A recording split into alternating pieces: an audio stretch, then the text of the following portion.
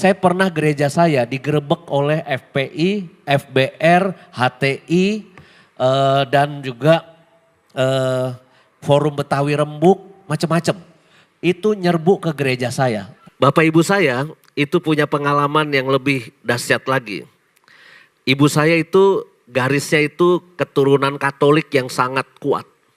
Sedangkan bapak saya itu garisnya adalah keluarga Muslim di Magelang yang sangat kuat. Ya, anak kiai, bapak saya Kiai Magelang. Usia perkawinan yang paling rentan konflik lalu berpisah itu adalah 6 sampai 15 tahun perkawinan. Menghalangi bapak saya kembali ke agamanya. Dengan cara cekokin babi dulu, ya kan? Maka akan ada film judulnya Ayat-ayat Cinta yang Ketiga. Ayah seorang Romo menjadi mualaf. Bapak ibu, saudara-saudariku yang terkasih, shalom semuanya. Minta maaf saya nggak pakai jubah, tapi yakinlah saya pastor asli. Baru 22 tahun jadi Romo dan sekarang tinggal di pusat pastoral Samadi, melayani macam-macam karya, retret anak-anak, lalu kalau ada pelantikan dewan paroki baru itu juga tugas saya untuk mentraining mereka. Lalu juga terakhir selama COVID punya pekerjaan sampingan, yaitu sebagai pemain opera komedi di YouTube. Kalau yang umuran segini nih kayaknya nggak pernah lihat, ya. Tapi yang agak tua-tua ini mungkin pernah lihat. Ya. Hari ini saya akan mulai dulu dengan membacakan firman Tuhan yang mungkin sejajar dengan bacaan. Nah, ini sesuai judul, cocok ada anak kecil datang. Firman Tuhan yang saya bacakan ini mungkin sejajar dengan kalau Anda pergi ke gereja hari ini atau besok, ini urutan dari itu, ya. Ketika Yesus dan murid-muridnya melakukan perjalanan mereka, berkatalah seorang di tengah jalan kepada Yesus, "Aku akan mengikuti engkau kemana saja engkau pergi." Yesus berkata kepadanya, "Serigala mempunyai liang dan burung mempunyai sarang, tetapi anak manusia tidak mempunyai tempat untuk meletakkan kepalanya." Lalu berkata seorang yang lain, "Ikutilah aku." Tetapi orang itu berkata, "Izinkanlah aku pergi dahulu menguburkan bapakku." Tetapi Yesus berkata kepadanya, "Biarlah orang mati menguburkan orang mati. Tetapi engkau pergilah dan beritakanlah kerajaan Allah di mana-mana." Dan seorang lain berkata, "Aku akan mengikuti engkau Tuhan, tapi izinkan aku pamitan dahulu dengan keluargaku." Tetapi Yesus berkata, "Setiap orang yang siap untuk membajak, tetapi menoleh ke belakang, ia tidak layak untuk kerajaan Allah." Demikianlah sabda Tuhan. Terpujilah Kristus. Saudara-saudari, tema yang diberikan kepada saya adalah Embrace Your Inner Child. Artinya peluklah inner child itu pengalaman masa kanak-kanak kita, ya, yang mungkin masih tersimpan dalam hati. Embrace itu. Tapi mungkin saya termasuk aliran yang lain. Jangan dipeluk, ya. Let your inner child go. Release your inner child. Tapi itu nanti akan saya bahas pada bagian-bagian berikutnya. Saya ingin mulai dulu dengan suatu kesan saya ketika saya masuk ke sini. Ternyata komunitas Mayo ini, saya sudah 22 tahun di Jakarta, tapi saya baru tahu ada komunitas Mayo. Ini kebangetan saya atau Anda yang kebangetan sebetulnya? Nggak pernah ngundang saya. Ya. Kesan saya adalah bagaimana Anda punya spirit, punya semangat yang datang ke tempat ini memuji memuliakan Tuhan, mendengarkan firman Tuhan, itu diajak untuk sekeluarga. Pak Sutri bersama anak-anak di sebelah sana, Itu ada spirit untuk itu. Dan itu bagus. Dan itu bagus, luar biasa. Walaupun di sini katanya ada yang sudah bukan pasutri muda lagi, tapi ikut-ikutan datang. Itu karena katanya pembicaranya Romo Yus. Nah, saya itu katanya fansnya lansia-lansia. Bukan yang tengah umur kayak Anda ini. Ya. Nah, saya mulai dengan catatan ini. Cara Tuhan menyatukan Anda sebagai pasutri menikah itu kadangkala sangat unik, sangat unik. Ada ratusan pengantin yang saya berkati selama 22 tahun itu. Dan saya selalu tanya, you ketemunya di mana? Kalian ketemunya di mana? Dan jawabannya selalu menarik. Ada yang ketemunya di gereja. Yang satu organis gereja, yang satu dirigen. Oh, cocok saya bilang. Kalau gitu tuh frekuensinya sama, ya. Tapi ada juga yang punya jawaban menarik. Ketemunya di mana? Di Dragonfly. Frekuensinya cocok juga, ya. Mungkin lagi ajep senggolan, terus lalu tukeran nomor handphone, WA-WA-an, lalu jatuh cinta, bersahabat dulu, jatuh cinta, lalu menikah. Boleh juga menikah seperti itu. Bapak ibu saya itu punya pengalaman yang lebih dahsyat lagi. Ibu saya itu garisnya itu keturunan Katolik yang sangat kuat. Sedangkan bapak saya itu garisnya adalah keluarga Muslim di Magelang yang sangat kuat, ya. Anak kiai, bapak saya Kiai Magelang. Nggak tahu PKB atau Nasdem, saya nggak tahu ya. Nah, ibu saya di Solo. Mereka sudah tunangan. Yang Katolik ibu saya sudah tunangan dengan orang Katolik. Bapak saya Muslim punya tunangan juga orang Muslim. Entah bagaimana ceritanya, tiba-tiba dua pasangan pacaran ini putus. Tidak saling kenal. Yang Muslim sama Muslim putus, yang Katolik sama Katolik putus. Dua orang stres karena putus cinta, itu healingnya kemana? Solo sama Magelang, tengah-tengahnya mana? Jogja. Mereka berdua entah bagaimana pergi ke Jogja, dikenalin sama temen, curhat tentang situasinya masing-masing, lalu akhirnya merasa punya pengalaman yang sama. Karena kata seorang filsuf Yunani, Empedokles mengatakan bahwa ada prinsip yang sama itu mengenal yang sama. Ya, yang sedang putus cinta ketemu sama yang putus cinta itu biasanya frekuensinya cepat nyambung. Yang suka naik sepeda ketemu sama yang suka naik sepeda itu akan segera bikin komunitas goes.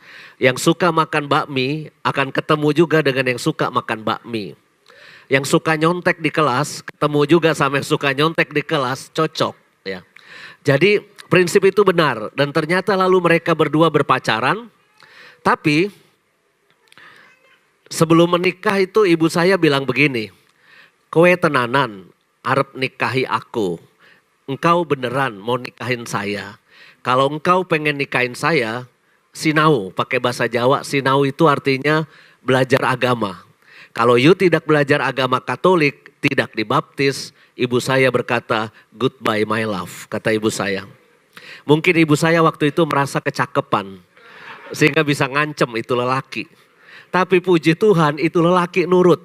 Belajar agama, lalu jadi katekumen, dibaptis, nikah jadi bapak saya. Bayangkan kalau bapak saya di Magelang nikah dengan tunangannya. Ibu saya nikah dengan tunangannya di Solo. Maka Keuskupan Agung Jakarta tidak punya Romo yang namanya Romo Justinus Ardianto. Ya, itu memang sudah rezekinya saya. Bagaimana saya muncul di dunia ini akibat dua pasang tunangan ini putus. Itu cara Tuhan mempertemukan mereka, itu unik sekali. Sebuah buku mengatakan man itu from Venus, Mars. Sedangkan woman itu dari Venus. Lalu tiba-tiba dua alien ini ya jatuh ke bumi lalu jatuh cinta. Dan itulah yang mungkin terjadi dengan banyak pasangan suami istri. Bapak ibu saya juga gitu. Perbedaannya banyak sekali. Perbedaannya banyak. Bapak saya itu hobinya ngumpulin barang bekas. Ada tali rafia, kantong kresek, tutup panci ya. Pokoknya kali-kali suatu hari nanti kepake. Maka itu disimpan sama bapak saya. Tapi ibu saya punya sifat yang lain. Ada barang yang tidak kepake, pasti ibu saya segera buang ke tempat sampah supaya rumahnya bersih. Beberapa kali itu bertengkar gara-gara barangnya hilang. Tapi ya udah, mereka terus seperti itu. Tapi lama-lama menurut saya ya, saudara-saudariku, ketika Anda menjadi pasangan muda seperti ini, masih kelihatan banyak perbedaan-perbedaan di antara Anda. Tapi yakinlah sama saya, makin tambah usia perkawinan, makin lama Anda itu makin mirip. Dalam banyak hal, sifat, mungkin juga keputusan-keputusan, kecenderungan-kecenderungan itu lama-lama makin mendekati sama, lalu kompak semakin saling mengenal apa yang diinginkan oleh pasangannya. Dulu mungkin kalau ingin mengungkapkan keinginannya itu harus ngomong banyak. Tapi mungkin makin lama perkawinan makin saling deket ya. Itu dengan kedipan mata pun Anda sudah tahu Anda harus melakukan apa. Kalau jidatnya sudah mengkerut sedikit Anda sudah tahu. Ya, dia nggak suka dan sebagainya. Termasuk juga dalam bentuk wajah. Katanya orang makin tua, pasangan itu makin lama menikah, itu bentuk wajah itu makin lama makin mirip. Coba nanti yang sudah opa oma di sini ya, itu ngacak lah dengan pasangannya. Dugaan saya itu makin mirip. Kenapa? Sudah keriput dua-duanya. Sehingga lalu ya mirip seperti itu. Tapi mari kita syukuri perbedaan-perbedaan yang Anda alami, tapi ujung-ujungnya Anda duduk di depan altar, mohon berkat Tuhan. Saya pernah punya tugas yang sangat tidak enak di Kuskupan ini, yaitu sebagai hakim pengadilan perkawinan. Setiap hari Kamis saya menyidang kasus-kasus orang perkawinan, orang menikah yang perkawinannya sudah bubar. Ya, itu tugas yang paling gak enak. Anda mau tahu menurut statistik saya, perkawinan yang paling riskan, paling banyak angka perceraian, usia perkawinan berapa? Feeling Anda? Macam-macam Anda menjawabnya. Tapi berdasarkan statistik saya, itu usia perkawinan yang paling rentan, konflik lalu berpisah, itu adalah 6-15 tahun perkawinan. Itu angka paling banyak, 6-15. 1-5 itu masih anget, masih romantis, manggilnya masih yayang. Ya. Tapi saya takjub sama opa oma di Puri Indah, umurnya sudah 78 dan 74. Tapi sampai seumuran 78 dan 74 itu, mereka masih manggilnya yayang. Terus saya tanya, Pak kok hebat sekali sih Pak, sampai setua ini, masih manggil yayang, mesra sekali sama istrinya. Lalu bapaknya bilang begini, Romo jangan bilang-bilang istri saya ya. Sebetulnya saya sudah mulai lupa nama istri saya siapa. Maka daripada saya salah manggil, nanti saya disuruh tidur di luar. Mendingan saya panggil yayang aja semua. Tapi ya itu pengalaman 1-5 tahun itu semuanya masih romantis. Makan bareng, nonton bareng, traveling bareng. Itu 1-5 ya. 6-15, kenapa angka perkawinan banyak yang gagal di situ? Karena pada masa itu secara ekonomi mulai terjadi, mulai mapan, mulai stabil secara ekonomi. Lalu juga ego masih pada tinggi, masih pada muda, ego masih tinggi.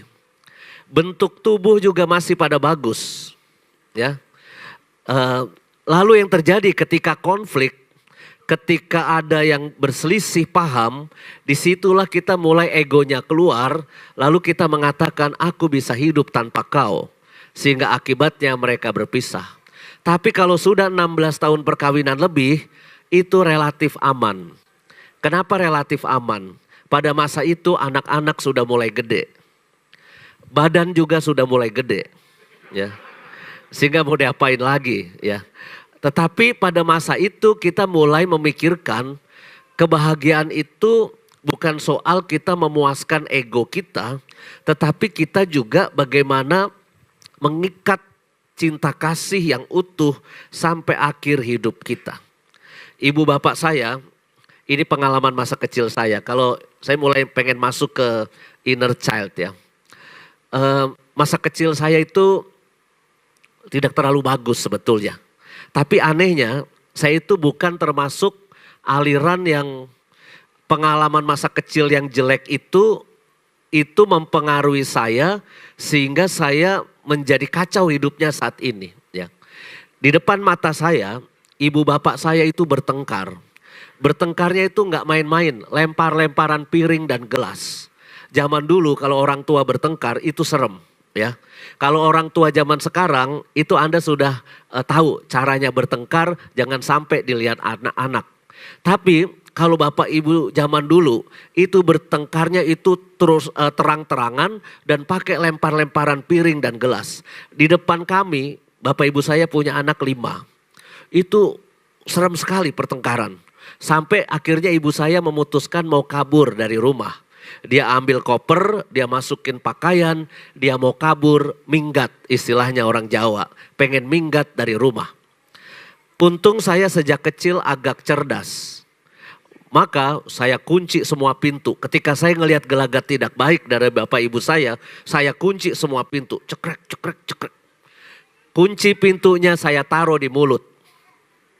Lalu ibu saya mau keluar pintu, mencari kunci di mana, kunci di mana. Lalu saya bilang, Artinya kalau ibu mau pergi dari rumah, you harus ambil dulu kunci dari mulut saya. Tapi artinya juga gua telan nih kunci. Supaya ibu gak pergi dari rumah. Akhirnya ibu saya banting koper, gak jadi pergi, masuk kamar. Banting pintu, jeger. Bapak saya nyusul masuk kamar, jeger, banting pintu juga. Lalu 5 anak depan pintu itu nguping. Apa yang terjadi dalam kamar? 5 menit pertama masih prang-preng, lempar-lemparan barang dalam kamar. Aduh, jangan-jangan ada yang mati nih, kita udah takut. Dan betul sesudah itu tidak ada suara apa-apa. Sunyi senyap, kita sampai takut. Tapi setelah itu bunyinya lain. Yaitu bunyi ranjang bergoyang. Ngeot, ngeot, ngeot. Bunyi apa tuh? Wah gak tahu. Ya pokoknya kita lalu akhirnya tidur besok pagi. Bapak ibu saya senyum-senyum.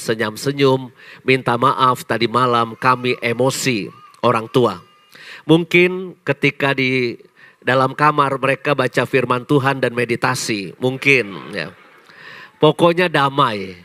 Tapi itu dalam rekaman kepala saya. Itu ketika saya masih kecil. Ibu bapak saya masih umuran 40-an.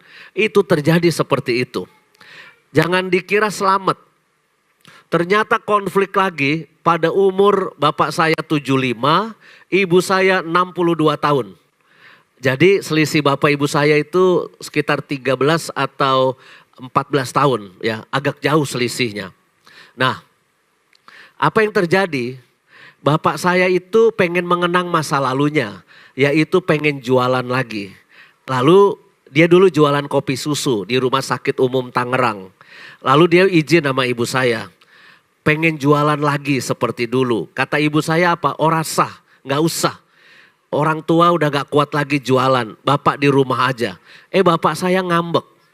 Ngambeknya bagaimana? Dia bilang begini, kalau aku gak boleh jualan lagi, kita pegatan, kita cerai. Tapi ibu saya menganggap itu enteng, sana cerai kalau berani, kata ibu saya. Tapi ternyata bapak saya serius. Dia pergi ke Istiqlal, kabur dari rumah di Tangerang, pergi ke Istiqlal, telepon dari telepon umum di Masjid Istiqlal. Teleponnya apa? Bu, aku sudah di Masjid Istiqlal, aku mau baca syahadat agamaku yang dulu, aku kembali ke agama Islamku, kita bercerai. Ibu saya nangis, lalu telepon saya sudah jadi romo waktu itu. Saya lagi ngantor di katedral, ya. Bapak saya kabur ke Istiqlal.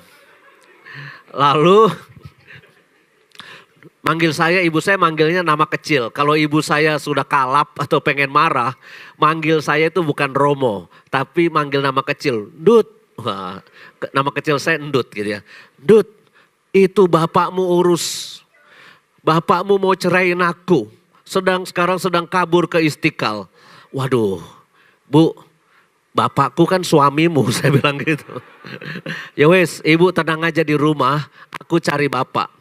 Jadi bayangkan seorang Romo Katolik nyebrang dari gereja katedral, nyebrang ke Istiqlal, mencari bapaknya yang kabur dari rumah, pengen balik jadi Islam, pengen menceraikan ibunya. Bayangkan kalau itu bisa terjadi, maka akan ada film judulnya Ayat-ayat Cinta yang Ketiga. Ayah seorang Romo menjadi mualaf. Wah, itu pasti heboh ditonton ya. Lalu saya keliling Istiqlal besar. Dulu nggak ada handphone. Bapak saya lagi jongkok di bawah telepon umum. Pak, ngapain di sini? Nah, bapak saya itu agak nggak enak sama saya setelah saya jadi Romo. Karena di rumah saya itu setelah saya jadi Romo, segala perkara pokoknya diputuskan Romo. Kalau Romo sudah berkata, semua selesai. Pak, ngapain di sini? Bapak saya bilang apa? Enggak ngapa-ngapain, aku jongkok aja. Saya nggak bahas. Terus saya punya teori kan, orang lapar itu gampang marah. Lalu saya tanya, Pak, Bapak udah makan belum? Belum, aku lapar. Loh kok nggak makan? Nggak punya duit, kata bapak saya. Lah nggak punya duit kabur, saya bilang. Ya wes, aku traktir ya Pak. Traktir opo? Bakmi, mau nggak bakmi? Oh, aku doyan bakmi, kata bapak saya. Ayo Pak, kita ke pasar baru makan bakmi Abun. Nah, lalu saya pergi ke gang kecil itu, ke bakmi Abun yang di pojok. Kalau gang kelinci yang depan sudah nggak ada babinya, saya yang ke belakang bakmi Abun. Lalu sampai bakmi Abun, saya tanya bapak saya, Pak, dagingnya mau campur atau mau ayam atau campur? Campur opo, kata bapak saya. Campur babi. Oh, terus bapak saya bilang, ya wes campur aja, kata bapak saya. Tujuan saya, strategi saya yang pertama berhasil. Menghalangi bapak saya kembali ke agamanya. Dengan cara cekokin babi dulu, ya kan. Nah, setelah kenyang, orang lebih tenang. Saya antar ke Tangerang, pulang ke rumah. Lalu saya sidang itu 2 suami istri. Kita masuk kamar, pasang lilin, pasang salib, pasang patung Bunda Maria dan Santo Yosef seperti ini persis, ya. Persis ini seperti ini. Cuma nggak ada bunganya, ya. Lalu saya tanya setelah doa, terus saya tanya, Bu, ibu itu masih cinta nggak sih sama bapak? Apa jawaban ibu saya? Yo, aku masih cinta sama bapakmu, cuma bapakmu itu makin tua makin aneh, ya. Ya wes lah Bu, nanti ibu juga makin tua makin aneh. Kan ibu kan selisihnya 13 tahun, ibu yang jagain bapak ya. Ya wes nurut. Pokoknya kalau Romo udah berkata, orang tua itu nurut sama saya. Terus bapak saya tanya, Pak, bapak itu masih cinta gak sih sejatinya sama ibu? Apa jawaban bapak saya? Tak pikir-pikir dulu. Loh kenapa mikir-mikir dulu? Iyo. Kalau aku boleh jualan, aku cinta sama ibumu. Tapi kalau aku nggak boleh jualan lagi, aku cerai sama ibumu. Yowes, bapak boleh jualan, tapi nggak boleh dorong gerobak ya. Bapak aku bikinin kolam ikan depan rumah, bapak jualan ikan, ya. Ya nurut, pokoknya aku jualan, kata bapak saya. Akhirnya bapak saya jualan ikan. Kalau ikannya nggak laku, saya telepon keponakan saya. Rino, Om transfer uang 200.000. Kamu beli ikannya Mbah.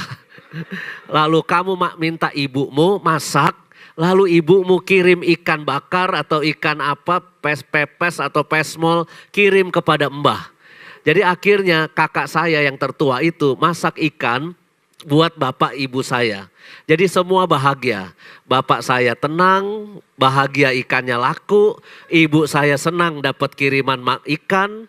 Lalu keponakan saya juga senang dapat lebihan duit dari saya. Dan saya juga bisa melayani umat dengan tenang karena bapak ibu saya beres gitu loh. Maka saya cuma ingin mengambil satu kesimpulan pertama, yaitu bahwa perjuangan perkawinan itu seumur hidup, ya. Nanti pada masa tua persoalannya lain lagi. Pada masa Anda masih tengah umur seperti ini, Pak Sutri muda, itu pasti persoalannya macam-macam. Ada fokus-fokus kehidupan yang mungkin membuat kita bisa salah paham di situ. Tapi ini up and down perkawinan itu biasa. Yang penting semua punya niat untuk menjaga pernikahan itu tetap utuh. Pengalaman buruk lain. Anda kalau lihat saya sekarang, itu kira-kira masa remaja saya itu nakal atau alim? Kok Anda tahu ya? Jadi dulu di sekolah saya masa SMP, itu entah bagaimana ya, sekolah itu bikin eksperimen. Kelas 8 itu dibagi 5 ya, 8A sampai 8E. Eksperimennya apa? 8A itu anak-anak yang pinter. Pokoknya yang jenius-jenius di 8A. 8B itu setengah pinter. 8C itu yang average rata-rata. 8D itu setengah oon. 8E yang oon dijadiin satu. Anda boleh tebak saya ada di kelas mana? Betul, saya ada di kelas 8E. Dan ketika bagi rapot, dulu bagi rapot kan gak sistem semester. Bagi rapot itu sistemnya caturulan, tiap 4 bulan bagi rapot. Caturulan pertama, aku itu ranking 35 dari 36 anak. Di kelas 8E. Di situ berkumpul anak-anak nakal, pulang sekolah itu saya tawuran. Bawa rantai sepeda. Ya. Lalu pulang tawuran, saya itu main judi sama abang-abang beca. Suatu ketika saya itu kepergok bapak saya lagi main judi sama abang beca. Apa yang terjadi? Bapak saya seret saya. Dari tempat main judi, kupingnya ditarik, rambutnya dijenggut. Orang tua zaman dulu kan boleh menyiksa anak ya. Dulu kan belum ada komisi perlindungan anak, belum ada. Jadi saya diseret, benar-benar diseret, rambut dan telinga ditarik sampai rumah. Bapak saya itu kalau ngomel tidak banyak bicara. Ya, kalau ibu saya cenderung bawel, ngomel, cubit, itu ibu saya. Sedangkan bapak saya itu kalau udah marah dia cuma berkata, kamu mau dipukul pakai tangan yang luar atau tangan yang dalam. Saya lihat bapak saya pakai cincin batu akik, batunya ada di luar. Maka saya bilang, Pak yang dalam aja, saya bilang gitu. Bapak saya kurang asem, batunya diputar ke dalam. Maka saya dikampleng, digampar. Pak, pak, pak. Saat itu nangisnya itu bukan nangis sedih biasa, itu nangis marah. Nangis orang sakit hati, itu pundaknya naik. Mau bales tapi gak berani gitu ya. Tapi itu pengalaman bagaimana saya dipukul sama bapak saya. Sakit hati. Tapi sekarang puji Tuhan, kalau saya mengenang pengalaman itu, ya, saya itu bersyukur sekali. Kenapa? Kalau saya nggak digampar oleh bapak saya, maka mungkin kita nggak ketemu di sini, ya. Mungkin kita ketemunya di Las Vegas atau di Macau. Saya lagi main blackjack gitu ya, lagi main apa di sana. Atau mungkin saya jadi tukang beca di Tangerang, bisa jadi, ya. Kemungkinannya sih jadi tukang beca sebetulnya, ya. Tapi puji Tuhan buat saya, orang tua saya itu mendidik dengan sedemikian ekstrim ya. Saya tidak sakit hati sekarang ya. Saya senang bahwa saya dulu dipukul oleh bapak saya. Tapi buat saya itu cara orang tua kita mendidik kita, itu kadangkala bagus untuk kita ingat ya. Wah, kayaknya saya emang punya daya tarik sama anak-anak. Saya baca kalau baby itu mendekat, itu orang itu biasanya hokinya besar, ya biasanya gitu. Nah, lalu saya cuma ingin mengatakan bahwa orang tua kita itu mendidik dengan cara macam-macam, pengalaman kita waktu kecil itu juga macam-macam. Tetapi nggak semua harus berakhir luka batin. Saya itu berpikir ya, kenapa sekarang ini banyak sekali penawaran retret penyembuhan luka batin. Pembebasan ya. Apa yang membuat kita harus ikut seperti itu? Dulu waktu saya frater ya, itu ada retret mencari cacat pusaka. Bagi saya ini aneh juga. Kenapa hidup harus ngorek-ngorek luka? Ya. Menurut saya pendekatan seperti ini harus kita putus, ya. Jadilah pribadi, oke kita punya pengalaman, ya. Mungkin biarin aja ya, nggak apa-apa selama nggak jatuh, ya. Mungkin dia lagi menikmati khotbah saya kan, ya. Ya. Nah, apakah kalau kita punya pengalaman buruk di masa lalu, itu harus kita sebut saya luka batin, ya. Bagi saya ini mirip orang, ya, yang bawa telur busuk di tasnya, dia pergi bawa itu tas terus ke sana kemari, lalu dia komplain tentang apa? Hidup saya bau. Padahal penyebabnya adalah kita bawa telur busuk itu terus kemana-mana. Padahal mungkin ada saatnya kita buang itu tas, ya. Kita buang, kita lepaskan. Ini sedikit rahasia berdasarkan survei saya terhadap diri saya sendiri tentang pengakuan dosa, ya. Nggak boleh membocorkan rahasia pengakuan dosa, tapi ini nyerempet sedikit, ya. Berdasarkan survei saya, Anda boleh tebak dosa apa yang paling sering diomongin oleh umat di ruang pengakuan dosa. Menurut Anda apa? Bukan selingkuh, bukan korupsi, bukan nyontek, bukan, ya. Tetapi ternyata yang paling sering diomongin oleh umat saya yang ngaku dosa kepada saya itu adalah sakit hati, dendam, kecewa. Ya. Lalu dia mulai cerita bukan tentang dosanya sendiri, tapi tentang dosanya orang sama dia. Ceritanya 10 menit, yang ngantri di belakang 200 orang. Jadi saya langsung berpikir, Bu, stop ya, dosanya ibu apa ya. Tapi buat saya, kalau saya tanya sama Anda, siapa yang paling sering ngomong saya sakit hati, terluka dan kecewa, lelaki atau perempuan? Perempuan, ya. Kenapa? Karena perempuan itu apa-apa dibawa ke hatinya. Ya, sedangkan lelaki itu, ya, kadangkala masuk kuping kanan, keluar kuping kiri. Bahkan ya ibu-ibu ya, banyak juga yang nggak sempat masuk ke kuping mereka, nggak didengerin. Anda mau ngomong apa juga nggak didengerin oleh suami-suami. Jadi suami-suami itu punya ilmu untuk menyeleksi, punya filter di kuping. Kalau Anda ngomel, jangan dikira suami Anda dengerin. Mereka punya filternya sendiri untuk mana yang didengerin, mana yang nggak didengerin. Ya.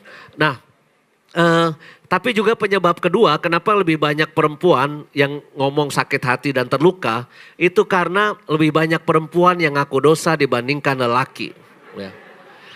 Itu survei saya. Ya.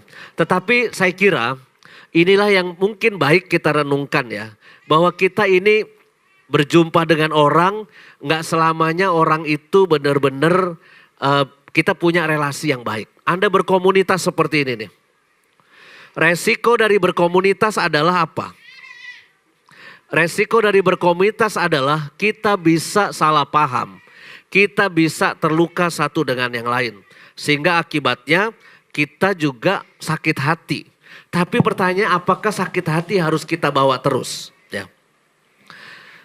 Mungkin saya beruntung ya, saya itu orang yang paling cepat lupa dengan segala perkara di masa lalu ya. Ini agak menguntungkan saya, sehingga saya termasuk orang yang gampang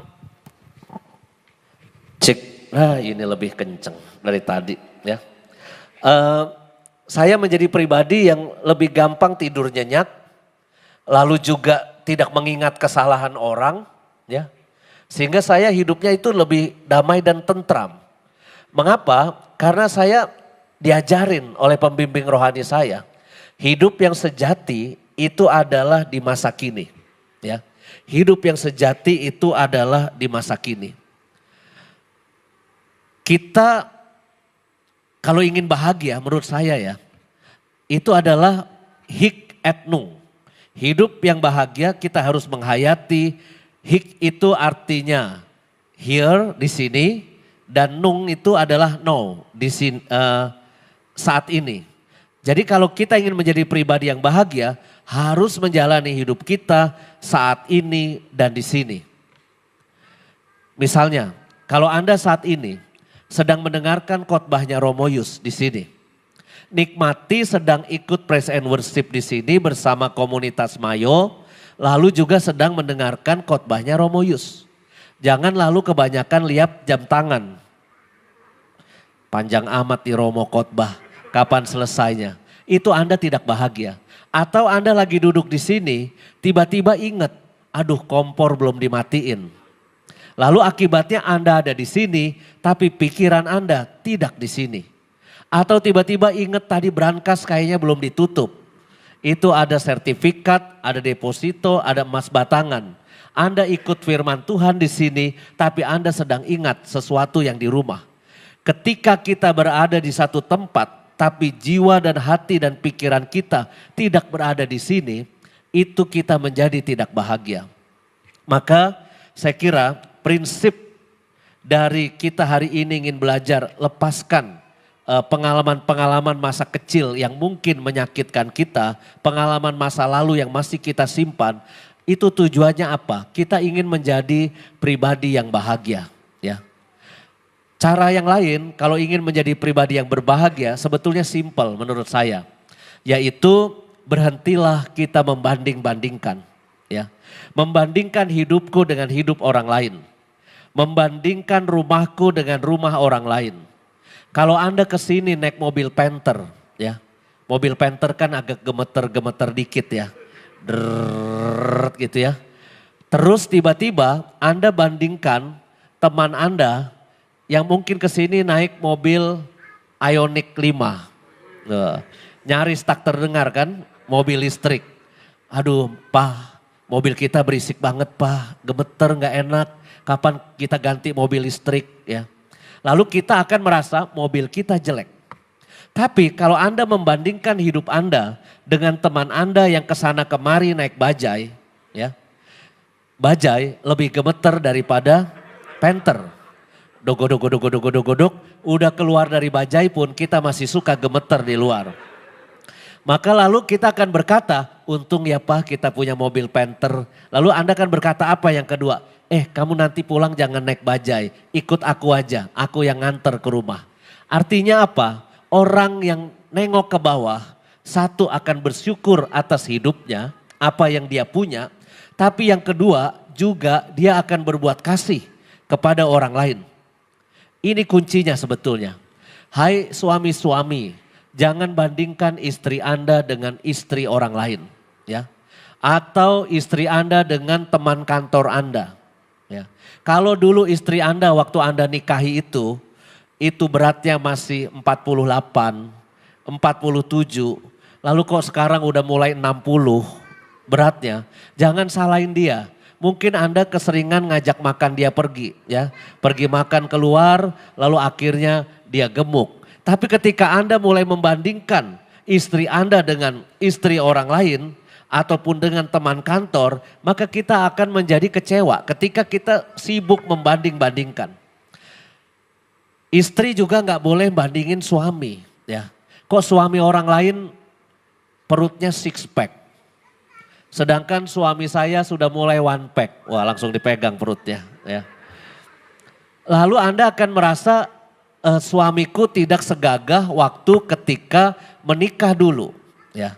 Kok suami orang lain bisa beliin hadiah ulang tahun bagus-bagus. Ya. Beliin tas yang mahal-mahal. Kadangkala kasih kejutan-kejutan yang romantis. Sedangkan suamiku kok tidak romantis. Maka kita akan kecewa ketika kita sibuk membandingkan. Orang tua sebagai orang tua, Anda juga nggak boleh bandingin anak Anda dengan anak orang lain. Kenapa anak orang lain kok nilainya bagus terus? 90, 100, 90, 100. Sedangkan anak saya kok remedial terus. Saya baru baca penelitian di Boston University. Ya, dan ini saya selalu berikan kepada anak-anak yang retret kepada saya. Saya bilang, hai anak-anak ada kabar gembira buat kalian. Menurut Boston University ada hasil penelitian. Tingkat intelektualitas anak, pinter atau oonnya kamu saya bilang, Itu ternyata ada faktor genetik dari orang tua. Saya bilang begitu. Jadi kalau kalian itu suatu ketika diomelin gara-gara nilainya merah terus atau remedial terus, lalu orang tua kalian marah-marah, tolong kalian stop dulu. Papa mama jangan marahin aku dulu ya. Boleh nggak aku lihat rapotnya papa mama? Siapa tahu ada papa atau mama yang on sehingga itu nurun ke aku ya. Jadi ketika kita mulai sibuk membandingkan, kita menjadi tidak bahagia dengan karunia buah cinta yang Anda punya itu ya. Maka saya cuma ingin mengatakan kepada Anda semua bahwa kalau ingin menjadi pribadi yang bahagia, mari kita belajar untuk menerima dan bersyukur terhadap peristiwa apapun. Nah, kalau kita ingin menjadi semakin bahagia juga, pada akhirnya kita harus masuk pada kesadaran bahwa apa yang kita lakukan dalam hidup ini sekarang ujung-ujungnya adalah untuk menggapai kerajaan surga. Apa yang kita lakukan ya. Maka dengan demikian kita akan mulai bisa membedakan apa yang harus kita selesaikan di dunia ini supaya kita benar-benar berhak masuk dalam kerajaan surga. Mungkin kita punya problem-problem di masa lalu yang belum kita lepaskan. Ketika dulu saya jadi frater, awal-awal ada latihan rohani yang disebut ajere kontra. Ajere kontra itu apa? Kita melakukan sesuatu yang mengkontra dari kecenderungan kita. Kalau kita cenderung suka ini berlebihan, maka aku harus melakukan kontranya supaya aku terbebas dari problem itu. Contoh, dulu ada frater teman saya itu takut gelap sama takut setan. Bayangkan mau jadi Romo tapi takut gelap sama takut setan. Apa yang dilakukan oleh pembimbing rohani saya, Romo pembimbing frater, teman saya itu dikasih ajere kontra supaya dia sembuh dari pengalaman takut gelapnya itu. Ajere kontranya apa? Dia disuruh pergi 1 bulan, pergi sebagai tukang gali kubur. Jadi dia disuruh ke Tangerang, jadi tukang gali kubur di pemakaman Tangerang. Selama 1 bulan tinggal di kuburan. Itu namanya ajere kontra. Ketika kita takut gelap dan takut setan, itu lalu dikasih ajere kontra, kita tidur di kuburan. Setelah 1 bulan apa yang terjadi? Teman saya itu jatuh ke ekstrim yang lain. Dia pulang ke asrama jadi orang yang sangat berani, bahkan lebih jauh lagi agak sok tahu sedikit. Dia selalu begini, wah di sini kayaknya ada nih. Oh di sini bersih, di sini bersih. Oh. Jadi yang tadinya takut gara-gara punya pengalaman ajere kontra lalu jatuh ke ekstrim yang lain. Teman saya takut yang jorok-jorok, yang kotor-kotor, resikan orangnya. Ya, dia tidak mau terlibat pada sesuatu yang kelihatan kumuh gitu. Nah, maka dikasih ajere kontra. Disuruh jadi pengasuh anak cacat ganda.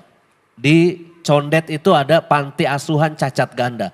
Dia harus bersihin kotorannya anak-anak cacat, mandiin mereka, bersihin tempat tidur, nyuci pakaian, nyuci spray, semua itu dilakukan dalam 1 bulan. Sesudah itu dia sembuh. Sesudah itu dia sembuh. Saya lain lagi. Saya itu kalau Anda lihat ya, mata saya yang kanan ini, yang kiri lihat kemana, yang kanan lihat kemana. Ya, ini saya sering minder waktu kecil diteriakin jereng atau juling. Ya, itu membuat saya minder waktu saya kecil. Maka saya itu suka takut ngomong di depan umum. Terbata-bata, sampai SMA saya kalau ngomong depan umum itu terbata-bata. Nah apa yang dilakukan oleh pembimbing rohani saya disuruh jadi gelandangan selama 1 bulan.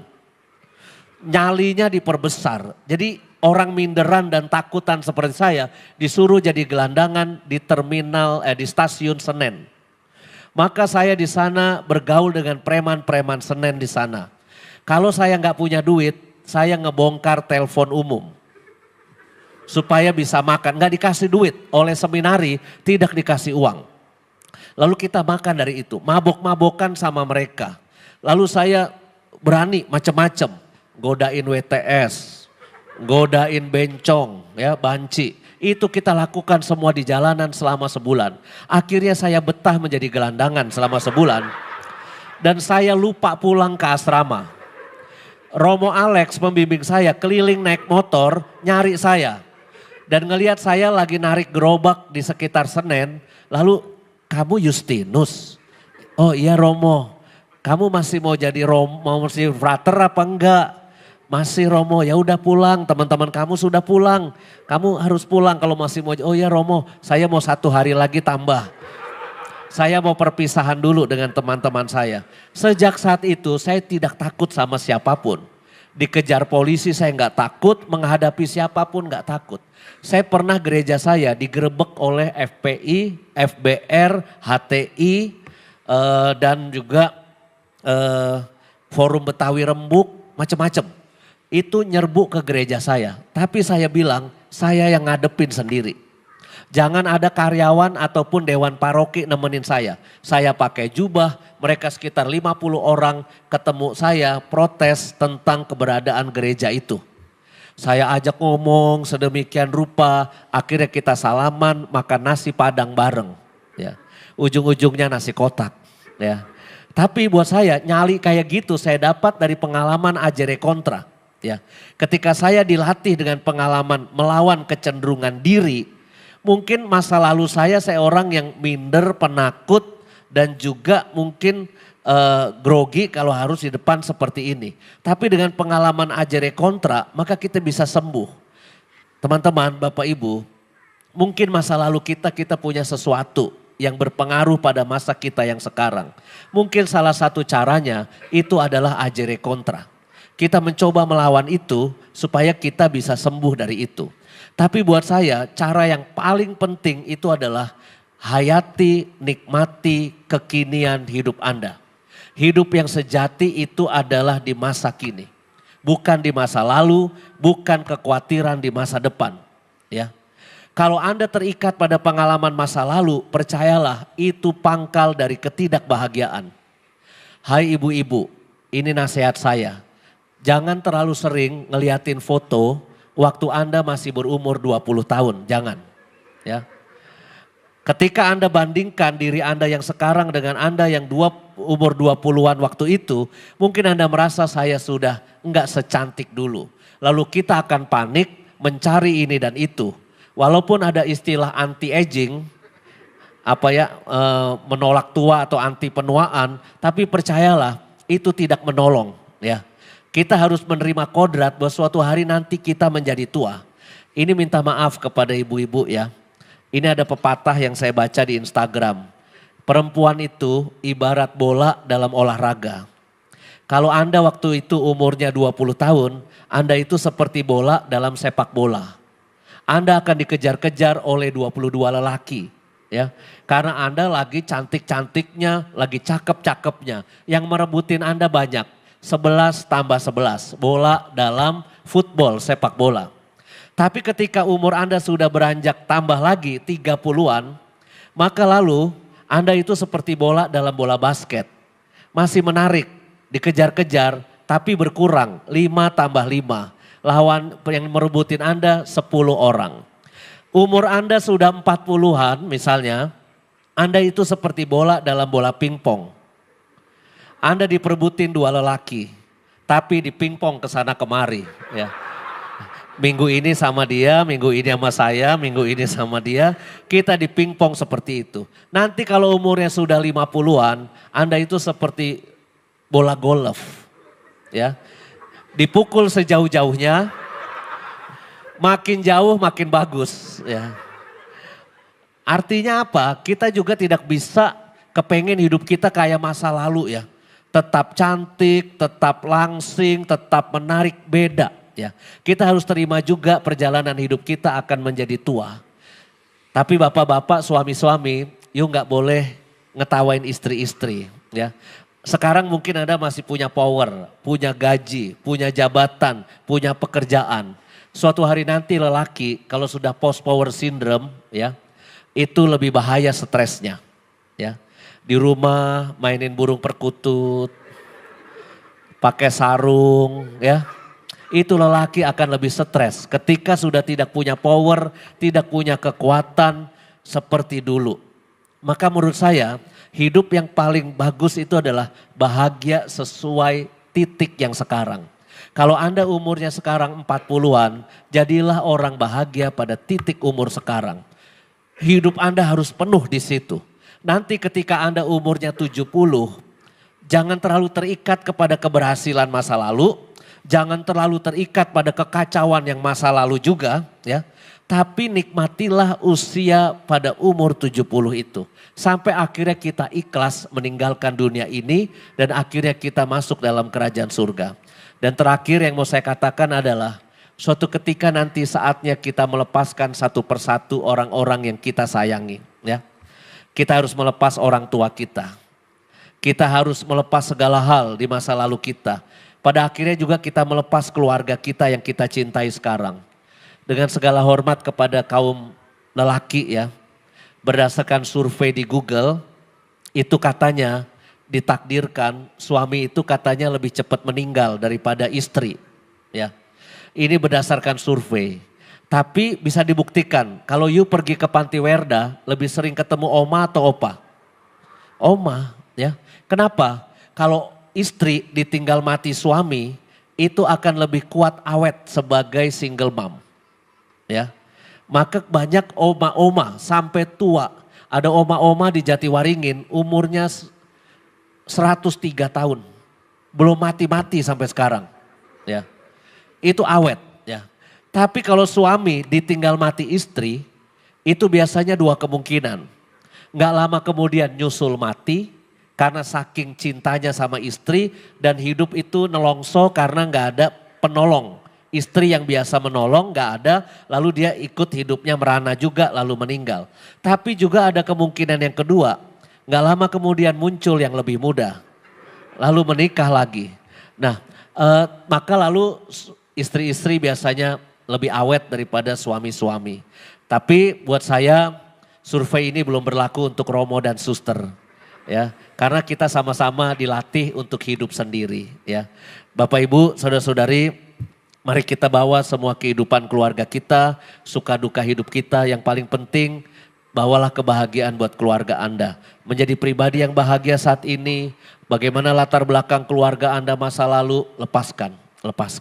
Fokus ke keluarga Anda yang sekarang, ya. Oke ada orang tua, oke ada mertua. Tapi sekarang ini kan sebetulnya kuncinya adalah keluarga Anda yang sekarang. Dan saya ingin terus mendoakan keluarga-keluarga di sini supaya bisa menjadi orang tua yang baik, orang tua yang mendidik anak-anak dengan tepat. Dan bersyukur anak-anak mau diajak ke sini, mereka juga dapat pendidikan imannya. Suatu hari nanti mereka susah untuk Anda gandeng. Mereka akan pergi, mereka akan menolak diajak ke acara seperti ini.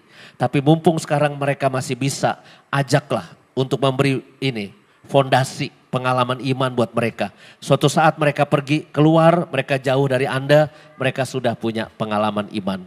Mari kita cintai mereka dan kita cintai keluarga kita. Mari kita berdoa.